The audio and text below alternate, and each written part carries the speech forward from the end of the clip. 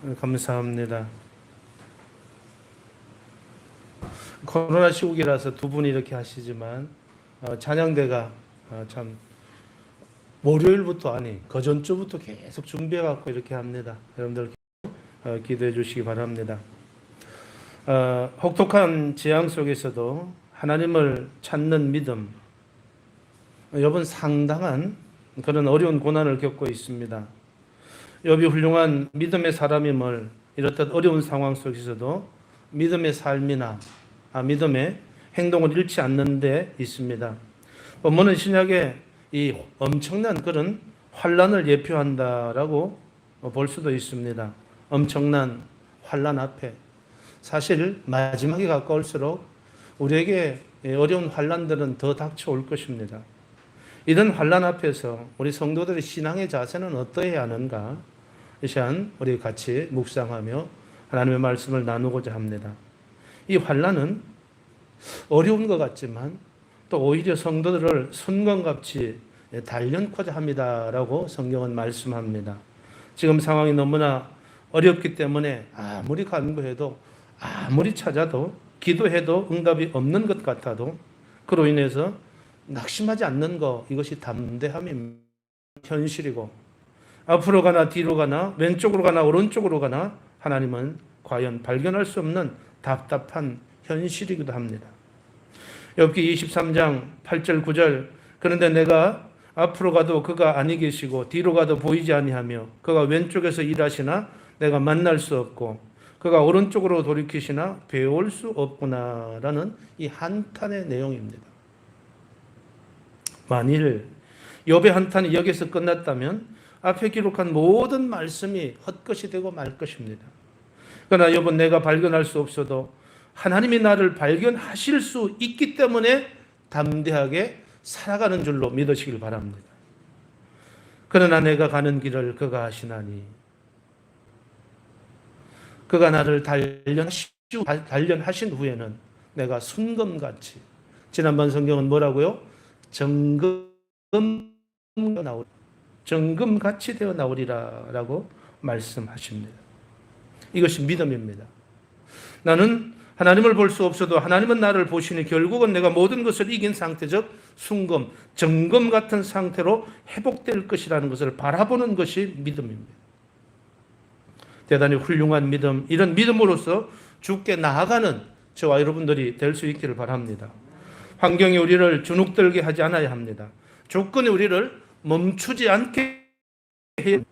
고난이 우리를 이기지 못하게 해야 합니다. 이것이 믿음입니다. 이 본문은 마치 신약시대의 종말에 이르러서 엄청난 환란을 예표하는 말씀처럼 보입니다. 성도들 마땅히 환란의 날을 통과할 수도 있다는 담대한 마음으로 살아야 합니다. 구약의 예언 스가랴서를 보면 이렇게 말씀합니다. 우리 13장 8절 9절을 같이 읽습니다. 여호와가 말하나 이 온 땅에서 3분의 2는 멸망하고 3분의 1은 거기 남으리니 내가 그 3분의 1을 불 가운데에 던져 언같이 연단하며 검같이 시험할 것이라. 그들이 내 이름을 부르리니 내가 들을 것이며 나는 말하기를 이는 내 백성이라 할 것이요 그들은 말하기를 내 하시라 하리라. 아멘. 불 가운데 던져서 금같이 은같이 단련할 것임을 예언합니다. 이때 욥의 고백이 얼마나 아름답습니까? 하나님께서 우리 성도들의 인생의 모든 순간순간을 선하신 섭리로 이끄시는 줄로 믿으시길 바랍니다. 내가 가는 길을 그가 하시나니 그가 나를 단련하신 후에 내가 순금같이 되어 나오리라. 이는 지난 고백이라고 할 수 없습니다. 욥은 스스로 하나님을 찾고자 했지만 찾을 수 없었습니다. 하나님은 분명 자신의 곁에 역사하시지만 자신은 그 하나님을 발견할 수 없었다라고 탄식합니다. 실로 욥은 망망대해에 나침반도 없이 방향을 잃은 노각배처럼 불안하고 막막하기 거지없는 처지에 놓여 있습니다. 하지만 그럼에도 불구하고 이 욥은 자기 인생의 진정한 주인이 누구이고 우리 인생의 진정한 주인이 누구고 인생의 바닷속에서 자기를 이끌고 있는 그분이 누구인지를 확실히 알고 있었습니다. 그분은 바로 전능하신 나의 아버지 하나님이십니다. 그러나 그는 비록 이해할 수 없는 상황에 대해 안타까움과 슬픔과 원망의 마음을 가질 수는 있었지만 여전히 나의 가는 길을 오직 그가 아신다, 이렇게 고백합니다. 이는 1차적으로 하나님께서 자기의 무죄함을 알고 계신다라는 고백이기도 합니다. 그러나 이는 하나님께서 자기의 결국은 하나님께서 정하셨고 하나님이 자기의 선한 길로 인도하실 것을 고백하기도 합니다. 즉 욥은 하나님을 발견할 수 없고 이해할 수 없는 그때에도 여전히 하나님께서 자기의 삶을 가장 좋은 것으로 인도하실 것이다 라는 믿음을 가지고 있었던 것입니다. 사랑하는 우리 믿음의 가족 여러분, 우리 하나님께서는 우리 성도들을 가장 좋은 길로 인도하실 줄로 믿으시길 바랍니다. 그래 그가 계속해서 그가 나를 단련하신 후에 내가 순금같이 되어 나가고 있는 것이에요. 이 말도 1차적으로 자기의 무죄함이 드러나게 될 것이라는 고백인 동시에 시련이 그치고 나면 하나님의 자신을 다시 높여주실 것이다 라는 그런 믿음인 것이죠. 우리도 욥과 같이 어떤 순간 어떤 상황에서도 하나님께서 자기의 길을 아시고 내가 가는 길을 아시고 선한 길로 인도하심을 믿고 확신할 수 있어야 합니다. 오늘날 우리 역시 이 세상을 살면서 욥이 경험한 것과 같은 심각한 정도는 아니라고 해도 자기가 느끼기에 깊은 수렁과 같은 고난에 처할 때가 종종 있습니다. 그 동굴 속에서 나오지 못할 때가 있다는 것이죠. 때로 뜻하지 않은 실패를 당하고 중상모략을 당할 수도 있습니다. 신용불량자가 되어 곳곳에서 빚독촉을 받게 될 수도 있습니다. 갑작스럽게 다가온 이 질병으로 병원에 갇혀서 환경에 힘겨운 투병을 할 수도 있습니다. 하나님은 멀리 계신 것 같고 아무리 부르짖어 보아도 찾을 수 없고 끝없는 침묵만이 공허한 내 영혼을 때리는 그와 같은 순간이 찾아올 수도 있다는 것이에요. 그때에도 우리는 자신을 그러한 상황에 이르게 하신 하나님의 선하신 섭리, 하나님의 섭리의 선하심과 그분이 자기를 가장 좋은 길로 이끌고 계시다라는 이 확신을 놓치지 마시길 바랍니다. 본문에 하나님께서 나의 길을 아신다라고 말씀하시죠. 우리 기찬이가 태어나서 지금까지 살아오고 앞으로 어떻게 살아갈지, 앞으로 어떻게 삶 앞서야 될지 누가 아신다고요? 하나님이 아신다라고 말씀하십니다. 하나님이 아십니다. 하나님께서 우리를 아신다는 것은 우리의 생각, 우리의 취향, 우리의 습성, 우리의 원함과 계획까지도 다 알고 계신다는 뜻이에요. 하나님은 이러한 지식의 근거에서 우리를 인도하십니다. 특별히 하나님은 선하신 분입니다. 그래서 그분은 우리를 악한 길로 인도하시. 정상적인 아버지는 자녀를 멸망의 길로 인도하지 않습니다. 악한 부모라도 자녀는 바른 길로 가도록 지도하는 것이 보편적인 그런 현상일 것입니다. 하물 선하신 하나님께서 당신의 자녀인 우리를 설마 악한 길로 멸망의 길로 인도하실 수 없습니다. 하나님은 때로 당신의 자녀들에게 험산 줄령을 오르는 혹한 시련을 줄 수도 있지만 그것은 자녀를 고통스럽게 하고 망하게 하려고 하신 대가가 그 목적이 아니라는 것이죠. 하나님은 그런 과정을 통해서 당신의 자녀들을 어떤 상황 속에서도 흔들리지 않을 강한 신앙의 사람과 점검 같은 신앙의 사람으로 키우고자 하는 그런 목적이 있습니다. 그러므로 우리는 하나님이 우리를 매 순간 선한 섭리로 이끄신다라는 확신을 가지시길 바랍니다. 환경의 변화가 없거나 여전히 하나님은 나를 붙들고 계신다. 할렐루야. 하나님은 여전히 나를 붙들고 계십니다. 시련은 성도의 신앙을 단검질하고 정제하는 그런 도구입니다. 다시 시에서 욥은 하나님께서 자기를 단련하신 후에 자기가 순금같이 되어 나올 것이라고 고백하죠. 욥은 지금까지 계속해서 자신이 당한 고난이 이해할 수 없는 부당한 것이라고 말하고 하나님을 향해서 원망합니다. 그런데 그는 여기에 이르러서는 갑자기 모든 고난이 자기를 달리기 위한 것이다 라고 갑자기 이렇게 고백합니다. 이것은 욥이 극심한 고난에 취해서 이 정신적인 그런 공황에 빠져 하나님에 대한 신앙과 현실의 극심한 고난 가운데 번민하고 있었음을 보여주는 단적인 그런 증거입니다. 그는 적어도 이 부분에서 칠흑같이 어두운 고난의 상황 속에서도 하나님의 은혜와 사랑의 빛을 느끼고 있었죠. 비록 욥은 극심한 혼돈 가운데서 자기에게 고난을 허락하신 하나님의 섭리에 대한 완전한 이해 없이 이러한 고백을 하였지만 그의 고난은 분명 그 신앙을 단련하는 하나님의 목적이 있었던 것입니다. 사랑하는 우리 믿음의 가족 여러분,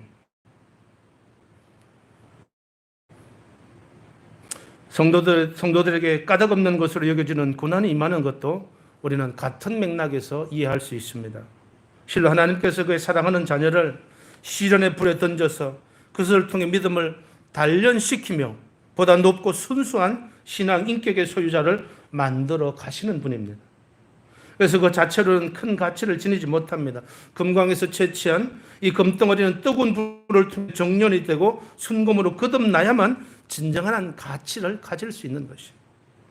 마찬가지로 우리 성도들도 시련의 불에 의한 정련의 과정을 거쳐야만 순금같이 고귀한 그런 성도로 거듭날 수 있는 것이죠. 우리가 처음 하나님의 부르심을 받을 때에 그 세속의 오염의 상황에서 세상 사람들과 크게 다르지 않습니다. 우리 안에 비록 보물이 있기는 하지만 가치를 인정받기가 어렵습니다. 그런데 그 세속의 때라는 것이 우리 안에 있는 보물과 얼마나 강하게 결속이 되어 있는지 일반적인 방법으로는 제거하기가 어렵습니다. 그것은 오직 용광로와 같은 시련의 불을 통해서만 제거될 수 있습니다. 그래서 하나님은 사랑하시지만 우리를 사랑하시기 때문에 진정한 가치를 지닌 존재로 만들어서 영광스러운 하나님의 자녀로 존재가 되게 하시려고 우리를 시련의 불 가운데 우리를 때로는 버려두시기도 하는 것이죠. 이와 관련해서 사도 베드로는 이렇게 말씀해요. 우리 베드로전서 4장 12, 13절을 같이 읽습니다. 사랑하는 자들아, 너희를 연단하려고는 불시험을 이상한 일 당하는 것 같이 이상히 여기지 말고 오히려 너희가 그리스도의 고난에 참여하는 것으로 즐거워하라. 그의 영광을 나타내실 때에 너희로 즐거워하고 기뻐하게 하려 함이라. 아멘. 그렇습니다. 시련은 우리를 일시적으로 고통스럽게 하지만 우리의 영광을 위해서 꼭 필요한 것입니다. 그럼 우리에게 시련이 찾아올 때에 이상한 일처럼 여기지 마시고 낙심하거나 그것으로 인해 시험에 들지 않기를 바랍니다. 오히려 시련 당하는 것을 기뻐하시고 그 시련을 통과한 후에 나타날 자신의 영광스러운 그 모습을 상상하면서 기뻐하면서 소망을 지닐 수 있기를 바랍니다. 우리는 다윗의 시가 우리의 심금을 울리는 영혼의 메아리가 될 수 있었던 것이 그가 고난과 시련의 불을 수차례나 거치면서 극히 정령된 결과였음을 알아야 합니다. 환난 후에 순금같이 나오기 위해서는 철저한 삶이 따라 주어야 합니다. 욥기 23장 11절 12절을 같이 읽습니다. 내 발이 그의 걸음을 바로 따랐으며 내가 그의 길을 지켜 치우치지 아니하였고 내가 그의 입술의 명령을 어기지 아니하고 정한 음식보다 그의 입의 말씀을 기히 여겼도다. 아멘. 욥의 이런 신앙은 참으로 기감이 됩니다. 마지막 종말 때가 가까이 올수록 바르게 길을 지켜야 하는데 그 길의 이정표는 바로 하나님의 말씀입니다. 그 어떠한 것도 이정표가 될 수 없습니다. 욥이 고백하는 내용이 무엇이에요? 그의 입의 말씀을 정한 음식보다 귀하게 여겼다. 참으로 귀중합니다. 주님께서 종말론 강화에서 무엇을 경고하셨는지 아세요? 마태복음 종말론 강화에서 이것을 경고하십니다. 마태복음 24장 23절 28절 읽습니다. 그때 사람이 너에게 말하되 보라 그리스도가 여기 있다 혹은 저기 있다 하여도 믿지 말라. 거짓 그리스도가 거짓 선지자들은 과 기사를 보여 할 수만 있으면 그러면 사람들이 너에게 말하여도 나가지 말고 보라 골방에 까지 번쩍임같이 이 맘도 그러하리라.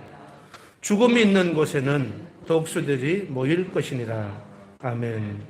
말세 종말이 가까울수록 표적을 따라가는 사람이 얼마나 많은지 아십니까? 어떻게 사람들을 강력하게 유혹할 것인가를 분명하게 말씀하고 있는데 우리 요한계시록도 읽습니다. 그가 먼저 나온 짐승의 모든 권세를 그 앞에서 행하고 땅과 땅에 사는 자들을 처음 짐승에게 경배하게 하기 곧 죽게 되었던 상처가 나은 자니라.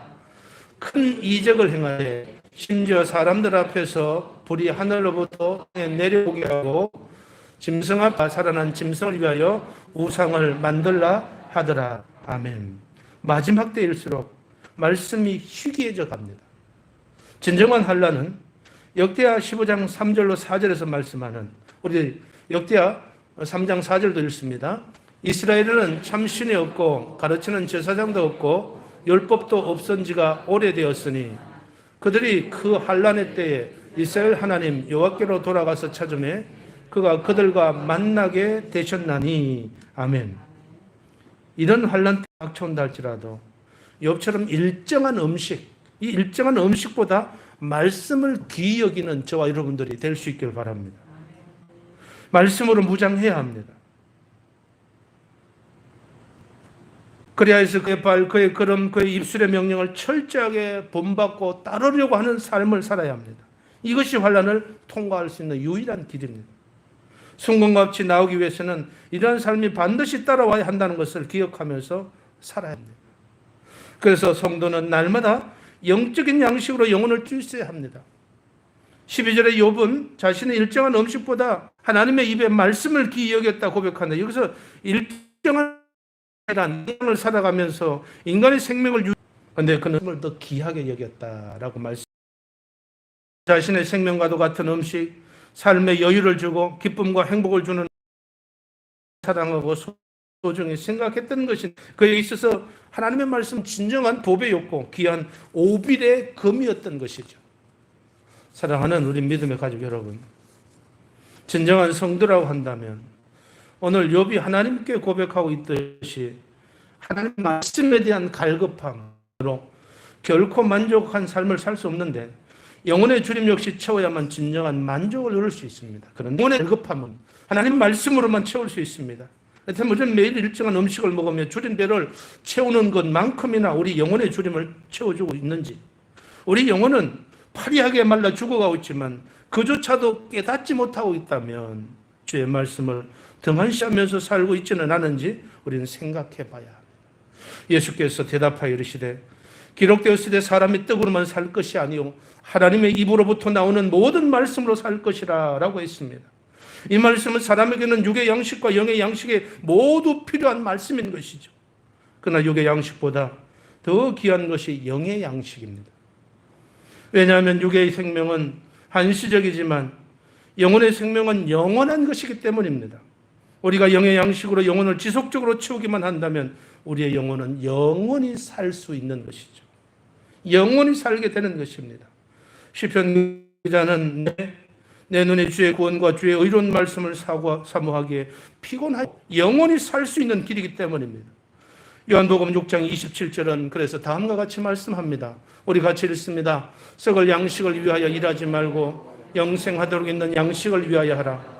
이 양식은 인자가 너에게 주리니 인자는 아버지 하나님께서 인치신 자니라.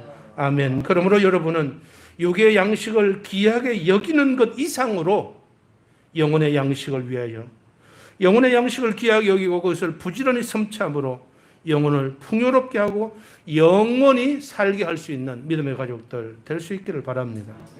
영생의 길은 다른 데 있지 않습니다. 바로 하나님의 말씀에 있습니다. 환난에서 승리하기 위해서는 철저하게 하나님을 우리는 신뢰해야 합니다. 성도는 하나님 뜻 앞에 모든 의지와 뜻과 생각을 철저히 굴복시킬 수 있어야 합니다. 우리 욥기 23장 13절 14절 같이 읽습니다. 그는 뜻이 일정하시니 누가 능히 돌이키랴. 그의 마음에 하고자 하시는 것이면 그것을 행하시나니 그런즉 내게 작정하신 것을 이루실 것이라. 이런 일이 그에게 많이 있느니라. 아멘. 여러분, 하나님의 뜻이 일정하시니 아무도 그분의 뜻을 돌이킬 수 없고 결국 자기에게 작정하신 일도 그대로 시행하실 것이다. 그렇게 알고 있습니다. 그의 이 말에는 현재 자기 일어난 일은 하나님의 절대 주권과 그 계획 가운데 따른 것으로 자신의 막을 수 없는 성질의 것이라, 이런 의미가 내포되어 있죠.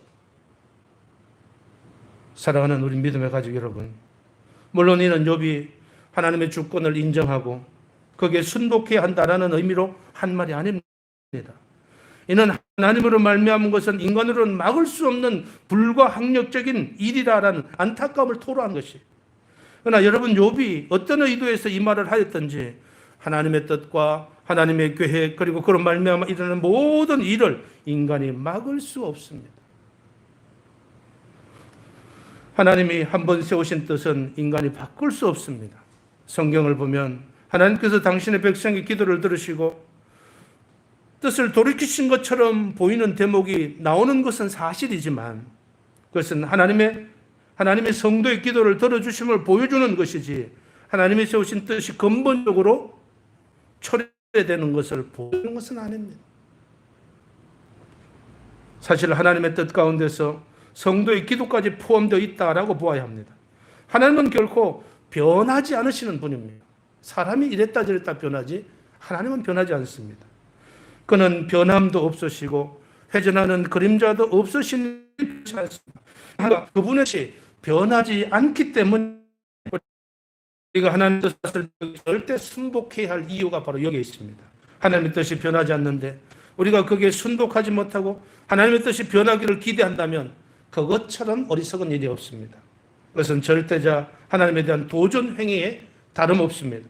여러분, 욥은 자기에게 임한 고난이 변할 수 없는 하나님의 뜻인 줄 알았습니다. 그래서 그는 단지 하나님께 호소할 뿐이었어요. 이러한 태도는 예수 그리스도에게서도 발견할 수 있죠. 예수 그리스도께서 할 수 없는 성부 하나님의 뜻인 것을 알았습니다.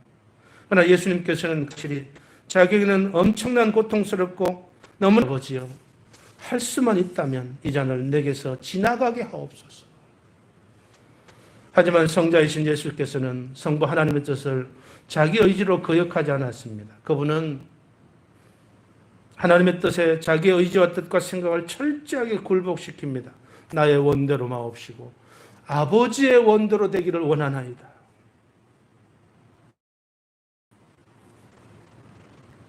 성도들 중에는 자신의 의지와 노력으로 끝내 하나님의 뜻을 돌리려고 애쓰는 사람들을 종종 봅니다.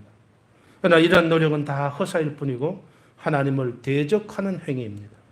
출애굽한 이스라엘 백성들이 가데스 바나에서 하나님을 원망하며 불신앙의 모습을 보였을 때에 하나님은 엄청나게 진노하시고 신명기 1장 35절 이 악한 세대들 중에 내가 그들의 조상에게 주기로 맹세한 좋은 땅을 볼 자가 하나도 없으리라 라고 말씀하시며 이스라엘 백성들로 하여금 광야로 돌이키도록 명령하십니다. 그러나 이스라엘 백성들은 하나님의 뜻을 거역하고 경솔히 가나안 산지로 올라가려 합니다. 그 결국이 무엇입니까? 많은 사람들의 허무한 죽음뿐이었습니다. 이렇게 하나님의 뜻을 자기의 의지로 끄끄리는 불순종의 죄는 자기에게 해가 될 뿐입니다. 우리가 진정 하나님을 믿고 섬기는 성도라면 내 개인적인 의지와 욕심으로 하나님이 거룩하시고 선하신 뜻을 바꾸려고 끄끄려는 그런 생각을 버려야 합니다. 하나님은 우리 협상의 대상자가 아닙니다. 논쟁의 대상이 아니십니다. 그는 우리가 순종해야 될 대상인 줄로 믿으시길 바랍니다. 사랑하는 우리 믿음의 가족 여러분, 우리 마지막으로 사무엘상 15장 22절을 읽고 마치려고 합니다. 같이 읽습니다. 사무엘이 이르되 여호와께서 번제와 다른 제사를 그의 목소리를 청종하는 것을 좋아하심같이 좋아하시겠나이까? 순종이 제사보다 낫고 듣는 것이 순양의 기름보다 나으니라. 아멘. 사무엘 선지자의 말씀처럼 하나님의 뜻을 그대로 순종하고 그 뜻을 그대로 따르는 성도가 될 수 있기를 바랍니다. 이렇게 하나님을 철저하게 신뢰할 때에 우리의 환난과 같은 어려움도 넉넉하게 통과할 수 있는 줄로 믿으시길 바랍니다. 하나님 감사합니다. 인생의 굽이굽이 굴곡마다 함께 하셨던 전능하신 하나님, 우리에게 어떠한 위험과 환란이 우리 앞길을 닥칠지라도 전능하신 하나님께서 넉넉하게 통과할 수 있는 힘을 주실 줄로 믿습니다.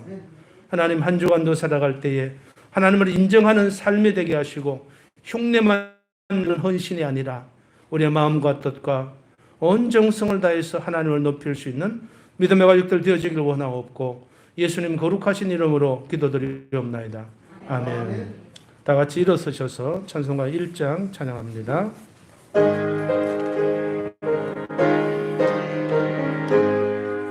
만복의 하나님 온 백성 가동 드리고 저 천사여